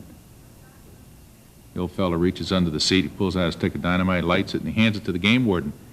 He says, "You going to sit here and talk, or you going to fish?" I think I'll go fishing, Mr. Chairman. Thank you very much, Holly Canis. Because of time problems, I understand Mr. Simon must depart shortly, and I'm going to get you on in time, Andy. Mr. Emery Simon, Director of Intellectual Property at the Office of U.S. Trade Representative, to talk about the space program's contribution to our international technology leadership, and are we still living off of post-Apollo technology? We thank you for being here, Mr. Simon. And thank you. I apologize for my scheduling problems. I was interested in hearing Mr. Cantus's comments about bureaucracies and difficulties of dealing with bureaucracies, and I assure you that at least one bureaucracy that works within the Executive Office of the President, the Office of the United States Trade Representative, is very sympathetic to your cause and not at all looking to take bites out of a wounded animal. We very much have been supportive of overall efforts to find ways to improve U.S. competitiveness, and we're very much cognizant of the contribution that the space program has made over the years. It is in all of our interests to have U.S. technology marching forward, to have U.S. technology improving and moving into new and innovative areas, and NASA and the space program as a whole has certainly made contributions, very valuable contributions over the years. In fact, the space-related industries and aviation-related industries are one of our major successes in world trade. They're one of our major exporters, and we have positive trade balances in most of the space-related and high-technology aviation-related industries. You mentioned spin-offs as Stang and Teflon, but spin-offs also come in computers and aviation industries, which are central to our domestic economic activity and also central to our future competitiveness. I guess we view the problem that you've been discussing from a slightly different angle. We view it not so much of whether space station will happen and whether the good things will come out of it, but we view it more from a sense of when those things happen, we should be in a position for Americans to take full advantage of the benefits that come out of it, rather than allowing somehow foreigners or others to draw off the strides that we make forward onto themselves. To that extent, the Office of the Trade Representative has recently become involved in some discussions, for instance, with the European Space Agency on satellite launch services. And while our role in this area is relatively new and relatively limited, I think there are instances where we can complement and advance the interests of the U.S. space program generally, and more specifically of NASA as well as an agency. There has been good cooperation in the past, and I'm sure there will be in the future. Let me just make a couple of comments about the kinds of policy considerations that may fall into a general basket of policy considerations when one thinks about the whole frontier of commercial possibilities. And we look at commercial possibilities. NASA has engineers and scientists, and USTR has economists and lawyers. So we look at not so much at the engineering and scientific possibilities, but at the real improvements that occur in terms of creating jobs and in terms of creating trade. Space station creates very viable and concrete possibilities in a number of material processing, pharmaceuticals, and other high technology areas where the U.S. is currently a leader and where we hope to remain a leader. And we see very much expanding into space as simply a logical step in the U.S. maintaining its leadership in these areas and progressing in its continued competitiveness. In order to do that, a couple of considerations come up, considerations that I worry a lot about, considerations that have come up in the context, for instance, of space station negotiations. Issues like protection of intellectual property rights, which is something I spend a lot of time worrying about.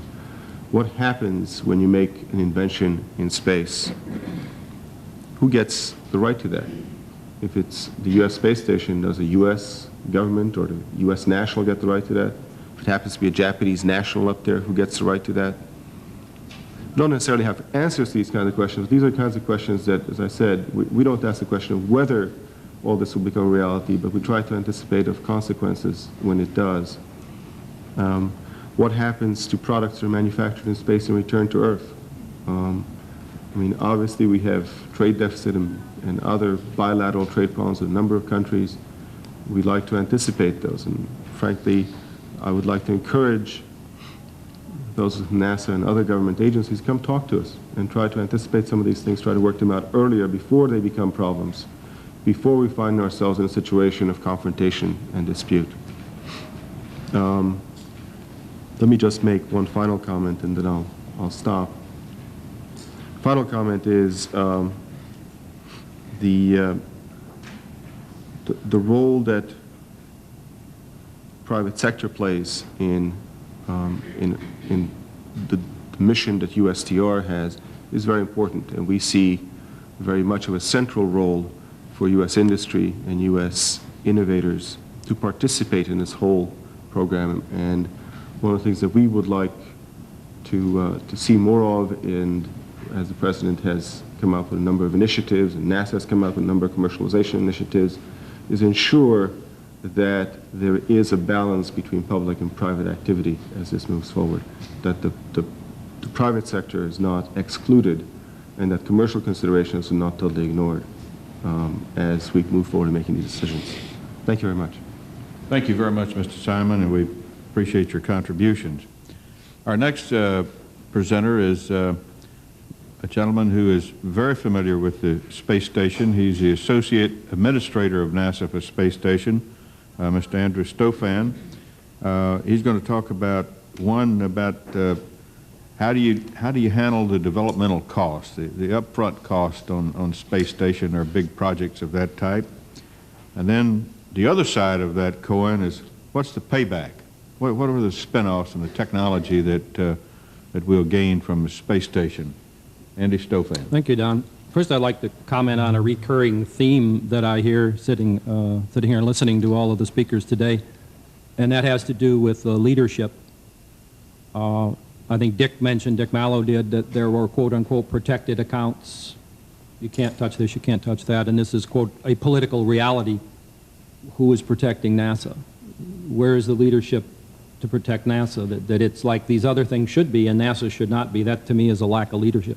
There's a lack of leadership in the White House, there's a lack of leadership in OMB, there's a lack of leadership in Congress, and there's a lack of leadership in NASA. And what does it take to fix the problem, to get the NASA budget? I think we have to have leadership in every one of those places. And having it in one, perhaps a very, very strong president, but I think that's not enough. I think you need leadership in every single one of those arenas to get NASA out of the very, very difficult situation that it's in today. And that's, I think, a recurrent theme all around. We do need leadership in the space program, more leadership. It's not that we have none, it's that we do not have enough to survive the crises that we've been going through. Getting to the problem of planning the space station program, that recently I was talking with my friends in the shuttle program and asking them what happened to the shuttle program, what was the impact when they went through constant budget replannings. I think the National Research Council referred to it, says don't nickel and dime the space station program. That's been referred to what happened to the shuttle program. The amount of money changed several times a year throughout the entire program because someone was balancing the book somewhere and at the bottom line added up right, and they said, okay, that's the money you have this year. And out of Washington, the piece of paper went out into the real world. What's the impact of that? Well, what happened, I was told, and again, the study isn't done, but somewhere around 50 replannings were done on the shuttle. What does that mean? Well, you have 10,000 people, 10 to 15,000 people working on the space shuttle, and when the money changed, everyone stopped, and they got out the pencil and paper, and they went and spent from hours to days to weeks to maybe months replanning out how they could work with a totally different budget than they had before, and it was always smaller. So they were not producing a shuttle. They were treading water. They were producing a plan. When the plan was done, then they went back to work. And some 50 replannings, you can imagine the impact on what that did to the cost of the transportation system and the cost in time to get us a transportation system. Now, how does that affect space station? Last April, we had a deal, a Washington deal, a deal with the White House, signed by the head of OSTP, National Security Council, OMB, NASA, and the piece of paper is signed by the President of the United States, and I have a copy of it laying on my desk. What it did is essentially sign us up to a 3-year budget, 88, 89, and 90. This was in April. As of today, the 88 number is no good. The 89 number is no good, and the 90 number isn't any good. We had a deal signed by all these people that this is how we were going to proceed with the program, and we put together a program, a content, a schedule, and time, and a plan in place to go execute that program. Obviously, everybody says that, you know, we're talking number 650. They say that's naive. You're no possibility you'll ever get any kind of a budget like that. When we get one, what will we do? We'll start all over again, take all the people we have we were going to put to work building a space station, and we'll put them together, putting together a plan. Now, apparently, everyone said in the shuttle, we will never make the mistakes again. OMB, the White House, and Congress said, and NASA, look, we know never to go do that again because that's the wrong way to run the program. Well, I had a deal that lasted 6 months. Apparently, the administration and Congress fully intends to do exactly the same thing with the space station as they did with the transportation system. And that is double the cost of it because you spend your time replanning again. We've got to get out of that cycle. We should not do that with this program. It is devastating. It is wasting time, effort, and money, taking away from doing the real job, and ending up costing a lot more. We've got to get a stable budget process, and I think Jim's comments earlier, to not only get a 1% or a 1.5%, as Congressman Brown said, to get it up where it's a reasonable budget, but get stability in the process, stability in the budget, so that we don't have to go back and continually, year in or every 6 months, totally stop the program, then go back and start it up again, because that time is spent not producing the space station. It's producing a plan, producing more paper. On what does the space station have to offer? What will it provide in spin-offs, new technology? You can look at it from two ways, and it's different than anything else NASA has done before, but maybe similar to something NACA did a long time ago.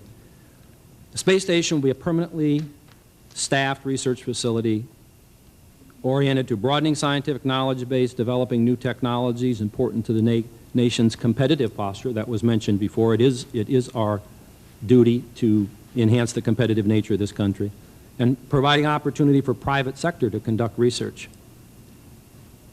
Every initiative NASA has ever undertaken has had spin-offs, as I think Senator Garn mentioned, just thousands and thousands of examples. The Communications Industry Day came out of a NASA experiment. The medical monitoring of astronauts are in every ambulance in every hospital in the United States, and you can go on for a long time. And in the beginning, no one predicted what would come out of something 10, 15, or 20 years later. So whatever we would say would come out, we would be off. We would grossly underestimate the impact upon the society. NASA's looked at as a return on for the investment from 4 to 40 times the dollar investment in NASA. This has been proven looking back again and again and again by private and national groups. That type of payback in the space station will be there. But the space station will also pay back in a totally different way. And let me use the analogy of a wind tunnel in NASA. Having been a center director where we were running wind tunnels 35 years after they were built. The public and private research in the government-built wind tunnels has led to tremendous gains in aeronautic research that benefited the public. So the #2 export of the United States is airplanes for dollar flow into this country. Tremendous impact upon this country financially and technologically. The space station will be like a wind tunnel in that it is a research facility that is adaptable to conducting different types of research over a 20 or 30-year period. What type of benefits will come from doing the research? Not just building the station and having there, but from doing the research. Earth sciences. Remember that the space station includes the manned base element and 2 polar orbiting science station, Earth observational science, one provided by NASA, one by ESA. That is an integral part of the space station program. It's part of our Earth sciences program within NASA. Synergistic studies of atmosphere, land masses, oceans, and weather forecasting. That's what the program is. Well, what does that mean? Crop management, mineral and oil exploration, pollution control, land use planning. It will totally affect how we go about doing business in this country in those areas. Space station fundamentally enables an entirely new class of space research, that is, doing science in space. What kind of science? Microgravity science. Electronic materials, computers, lasers, optical devices, metals, glasses, ceramics, fundamental microgravity research. What is the potential yields? High-strength metals, temperature-resistant glass, used for power generation, propulsion, aviation, jet engine turbine blades, aerospace, fiber optics. Biomedical materials, proteins, electrophoresis, enzyme, cell, treatment and prevention of cellular disorders in humans, cell component, synthesis of biological crystals, and again, into the pharmaceuticals. Fluids and chemicals, again, microgravity research. Every physical science depends on understanding of the effect the gravity has on convection, buoyancy, and sedimentation. Again, affects combustion system, pollution control, lubricants, corrosion. Another area that we're pushing back the frontiers of technology with automation and robotics. FTS, the Flight Telerobotic Servicer, man-machine interface. Obviously, the advances made there will apply directly to our industry. Telescience, and that is the scientist being able to sit in his laboratory and physically operate an experiment on board the space station and get the data back. Innovative people could think of probably many, many applications of that type of capability, perhaps in industry. Computer vision, expert systems, we'll push these systems to the ultimate, and again, they will fall back into your everyday life. So the space station will provide two great benefits. One is the normal spin-off of technology that has enhanced the life of every single individual in the United States. The other one will be the direct output of building a research center that is designed to provide that research. And I guess the question that I keep asking myself that I just do not know the answer to, how can this country think of not doing a space station? It just boggles my mind. Is this nation, are the people willing to walk away from our leadership in space? And this is the question that John and Dick were talking about earlier that is a little bit frightening, that in the day-to-day budget decisions, when you're crossing out numbers at the bottom of a line of a piece of paper, I think it was Dick said, no, that is not a consideration. That should be the fundamental consideration. I think the people of this country expect Congress and NASA to have a first-rate space program, to be the leader. They expect us to do it. They do not know that we're turning our back and walking away from it. I wish there was some way we could improve, as Senator Garn said, the education of the people. And I think Jim hit on that heavily, too. Somehow we've got to inform the people that we're beginning to lose our will in this country to do the job. I don't believe that. I think the will of the people is they want us to do the job. I think the lack of courage, the loss of backbone, is inside the Potomac River. Thank you. Thank you very much, Andy. We appreciate your very good and kind remarks, and I know you have a travel schedule, and we're just about back on time. I would like to ask our audience if they have any questions. We have a microphone at the center. We ask that you please use that microphone for any questions. And and if anybody has anything you want to ask Mr. Stofan, he has about 5 minutes before he has to leave. Yes, please. And please use the microphone. Perhaps one way to inform the American public on what they would be giving up if they give up the space station is to tell them what the NASA program would be without the space station, is such a position that is the most severe, the worst case position, is that available to the public from NASA? I don't think that has been articulated to the people. I think that without the space station, without the new starts, without the centerpiece of what it is our space program is in the future, what NASA and the administration and Congress is saying to the public, we no longer have a space program. We do not intend to continue on, is the message that is being sent loud and clear. There is no future. There is nothing new. You may not have any new starts. You may not have a centerpiece program for this country. And I don't think the people of this country support that. There was a CNN poll that one of the people works for we happened to catch last week. They asked, the question was asked, are you willing, do you think it's worth $15 billion to build a space station? The answer came back, 84% of the people said yes. Then where is the disconnect between the public and the people in Washington? There is a disconnect, and I think that was pointed out by several of the other speakers. Can I say something again? Yes, if you... Perhaps if the American public will accept the position that eventually we will have a space station, but for the next 10 years we will not, and we will be putting our people onto the Russian space station so that they can determine how long. That is, find a niche for NASA, and in that way make it available to the American public that going to the Air and Space Museum, they will see nothing new in the next 10 years. But they have to see that, and they're not seeing it. Their belief is, oh, they just want more money. They'll have the space station, they'll have the shuttle. No matter what we do to their budgets, they'll make do, as someone said. Well, they've got to see a drop-dead program. They've got to see it concretely. This is what we will do over the next 10 years if we don't get our space station. NASA is in a crisis right now. The future of the civilian space program is in a crisis over this year and next year, and somehow we have got to get that word out so that it comes back and we get some more of the leadership that we need here to put the space program back on its feet in a healthy program. It is not a healthy space program at this time. Yes. Andy, last week, Dr. Fletcher in the press conference said that NASA had lots of options for to meet various budget scenarios for station. Can you describe these options that he was referring to? Yeah. Holly says good, better, and bad. We are trying to look at different numbers of what we would get in 88, 89, and 90 to look at various programs that we could put together from some minor reconfiguring. We're about a minimum of a space station. There isn't any less to do. We have, power. We have a module. We could have a few less people. The boom adds essentially nothing to the station. We're down to a minimum space station right now.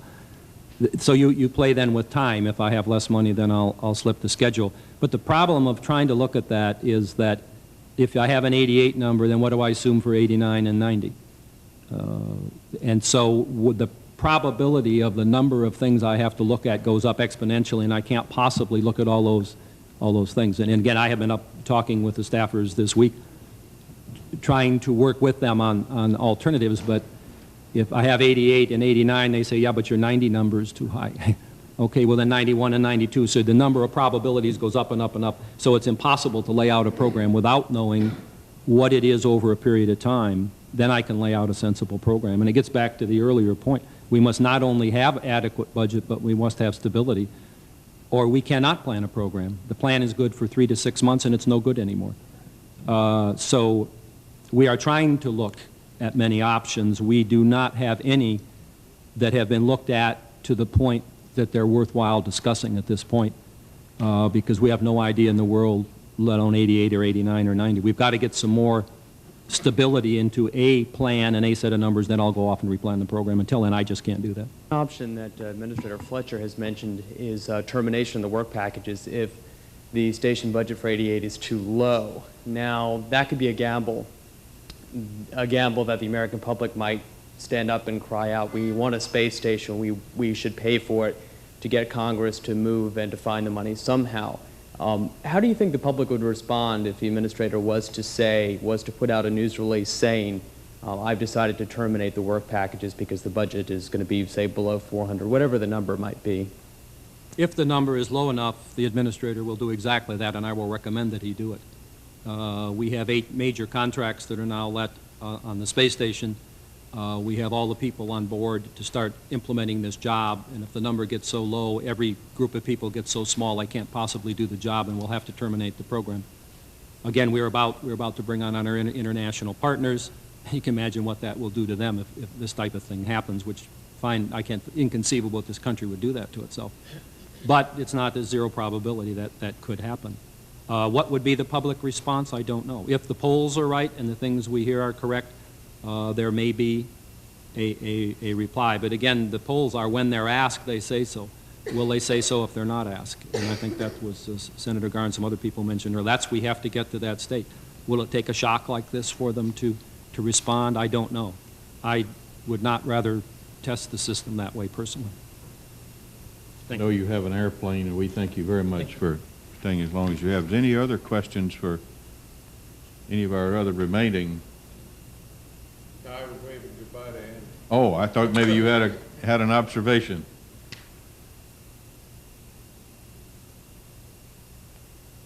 I want to thank our panelists. Mr.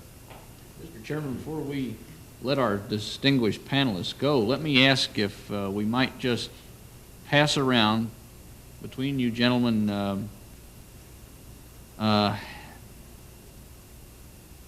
2 points, or really 2 questions that I would put to you for final comments.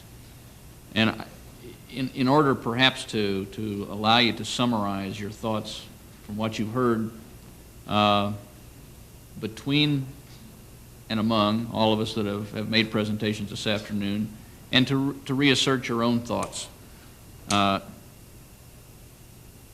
Please, if you would, give us your comments on 2 questions. Really, I think it's 1 question in 2 parts. What is needed in this congressional session to support the NASA budget? and what is going to be necessary in the next congressional session over the next 3 years to support the NASA budget. What kind of actions, both in terms of the Congress, this administration, and the next administration, which will be elected in November of '88, and what needs to be done on the part of the public to assist in supporting NASA's civil space efforts. If I might ask Holly Cantus first. We used to be friends, Charlie. That's a massive undertaking, and as I said to begin with, I don't intend to advise. I've got a few thoughts, and I don't want to get too mechanical with the answer, because I think what we've been talking about here, or talking around and using various terms for it, has a lot to do with the little kid in all of us.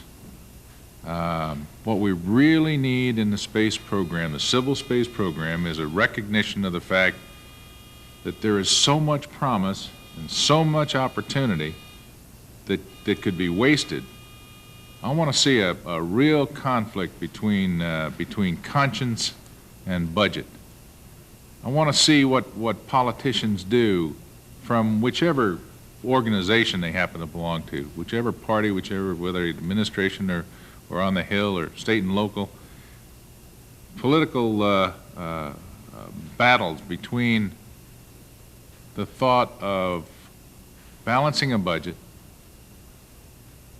and the thought of tomorrow. What are we going to do about tomorrow?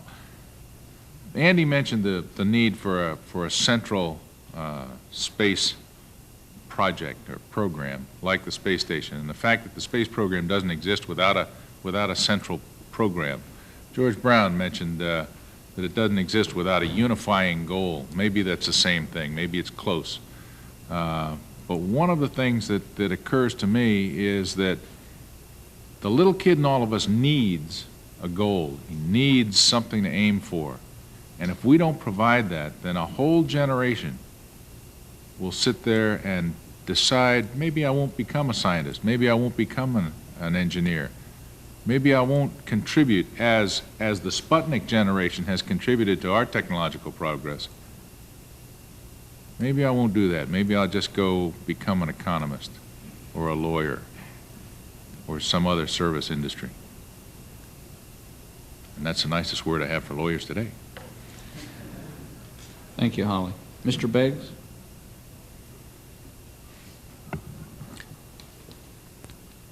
Well, the problem that NASA has is a political problem. 84% of the American people may think a space station is desirable, but none of them will write letters or make phone calls. The constituency, in short, is not mobilized, never has been. Those polls always come out the same. In my tenure down there, it used to be that the 2/3 of the American people thought we ought to spend at least as much as we're spending, and maybe a tad more, on space, on the civil space program. But none of those folks are strong enough or have been mobilized to write letters and make phone calls. But that's why I said in my remarks, the single issue groups are, and we live in an era of single issue politics. Those folks against abortion write letters and make phone calls and march. Those people who for abortion make phone calls, write letters and march. Those people who are for school prayer write letters and make phone calls, and so on and so on and so on. And I think the members of Congress can tell you which groups get the most attention. The veterans are well organized and mobilized to write letters and make phone calls, and they're the ones that have the budgets that not only don't get cut, they get add-ons, and the space program simply does not. In short, we do not have an active constituency, and if we are interested in having the Congress pay attention to us, we're going to have to get mobilized and support the program in the same way people support the other programs which get the money. It's a good program. It has all of the merits. It's good for the country. We could say that till we're red in the face, and it will not solve our basic political problem, which is that we are not properly organized to do the kind of political job that needs to be done to get support. I'm afraid we're going to suffer in this this session. I hope we will come out almost whole in the program, but there's a very good chance that that Andy's program in particular will be held back. And Andy is quite right in that when we came up here and proposed the program initially, we proposed it on a schedule and with a funding profile that would allow us to do it for a certain amount of money. The further you stretch it and the more you change that profile, the more it's going to cost. And people are going to look back at it and say, oh, it overran 50% or 100% or whatever the number is at the time, and everybody will forget that we didn't fund it in the way we set out. There's another problem in that regard too. We have become so enamored with filling in the squares. By that I mean the various and sundry management systems which have been created by everybody, the OMB, the Congress, and all of the management experts around this town. We're so busy filling in those squares we hardly have time to do the job that we set out to do, and that's a great hindrance too. But we're going to be hurt badly. The program's going to overrun, assuming it does go ahead, and I think it will. I trust that it will, because I think it's too important for anybody to cancel. And without it, Andy Stofan is exactly right. There is no future for the space program in this country, because that space station is the enabling piece that allows us to do all the other things that we'd like to do in the future. Without it, we can't. And if we don't, if we stop, the permanent occupancy of space won't stop. It will just happen in a Soviet orbit. And if you read the newspapers, you know that the Soviets are inviting other countries to fly with them, and they have Mr. Sogdiev every so often, at least every 6 months, visits Western Europe and Japan, and he says to them, if you'd like to fly with us and do cooperative research with us, we are ready, and we will do it better than the Americans. So they're dangling that bait out there, and if we quit, they'll pick it up. You can count on that. Mr. Beggs, thank you very much. Congressman Brown, any closing thoughts? Well, you're looking for a practical approach to getting out of the budget mess, and there probably isn't one. But I'm going to offer a rather radical proposal, which I think we're going to have to explore at some point or another. And it gets back to the point I made earlier. We need a proper articulation of a national space program, not just a military space program or a civil space program, and we need a proper balance between the two. The Defense Department's already faced up to the realities that they're going to have to take probably a 10% budget hit per year for the next few years, probably the next 3 years. And that's going to hit the military space program probably as hard or harder than any other parts of the DoD budget. It's the military R&D is going to bear a disproportionate part of the cuts as opposed to force and readiness provisions. What I'm going to suggest is that we reallocate the budget categories to have one space program, that we do not cut the overall space program, but the cuts that we have to take in military, we make up in civilian space. And I'm not going to frame this very well, but I'm going to give you some examples. We have two space meteorological programs, a military and a civilian. We have two space transportation systems, a military and a civilian. We have two Earth observation systems, a military and a civilian. We have 2 space communication systems with R&D going on in both of them, military and civilian. What we need to do is have one national space program with which we get the maximum synergism. We're developing next generation space transportation system, the National Aerospace Plane, which is 80% military funded, 20% civilian.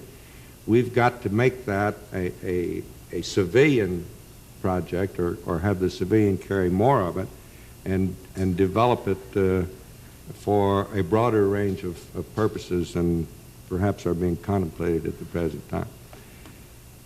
In the meantime, we've got to stretch the budget category, the category which funds civilian space, and make that a broader category with more money available in it. And it's my view that if we do this, and I have a particular bone to pick because right now I'm trying to open up the military Earth reconnaissance system to declassify it. But we get a larger stream of military information, a more exciting stream than we get probably from any of the civilian purposes. If there's anything that would excite the American public, it's recognizing how much we know about the rest of the world based upon our KH-11 satellites and other things of that sort, all of which are classified, of course. I am saying we can give a shot in the arm to the total national space program, including strengthening both the military and civilian, if we'll break down the barriers and begin to look at it as one program. And it may solve the budget problem. Thank you very much, sir. Mr. Bucco, any final comments? Well, I would just say in closing that there's good words of wisdom been spread upon us this afternoon. I think one of the things that we must do as a nation, whether it be the political bodies, the public and all, is decide how important space is to us. And if it has all the benefits that have been alluded to today and others, if it's that presents and helps us move along in our technological front that we're trying to do and maintain our international competitiveness, and we sure better very quickly take a hard look at ourselves and decide what's important and what isn't important, and move in the direction that we think is important. That is not something that happens overnight, but we certainly better start looking and reordering our priorities and where we're going to play, and the role we're going to play in this globe that we inhabit. Thank you very much, Mr. Fuqua, and I certainly want to just heartily and strongly thank not just the panelists that we have with us here at the closing, but every one of our panelists who were with us today. I think that the cross-section of our elected representatives, of our public servants that you have seen and heard from today, illuminating the civil space effort that this nation has funded over the past 30 years, the activities that this nation is looking to continue in the realm of space, the next, some say the final frontier. Hearing that, I hope we all recognize a little better the importance of pursuing not just this frontier perhaps, but any frontier of knowledge and any frontier of human experience. Space is going to be the realm of the future for humanity. The Earth, in the great scheme of things, is a cradle. And as a great philosopher once said, mankind cannot remain in the cradle forever. We've got to grow. Space is the direction for growth. It will benefit all of us. It'll provide us with the options that we need to stay alive. With that, again, let me thank everyone here. Let me thank all of you for attending today. And finally, I want to say that there is a reception. Spacecause is sponsoring a reception to be held in Senate Room 207 in the Capitol. There we will be not only wanting to meet every one of you and talk about the subject matter at hand, maybe answer some more questions, but also at the reception we'll be showcasing videotapes of some spots produced by the United States Space Foundation and the Ad Council that illuminate very graphically, with the help of some very popular and celebrated personalities in this nation, both political, former presidents, and show business, adding their voice to the fact that space benefits every one of us, and that the space benefits will continue if we want them to. Let me thank you again, and let me note with regard to the reception that please, those of you who have not pre-registered for the seminar, give your names to the registration table here because that will be necessary. Your names will be necessary for security reasons at the Capitol. And at the Capitol, please use the north entrance. Thank you again. Good day.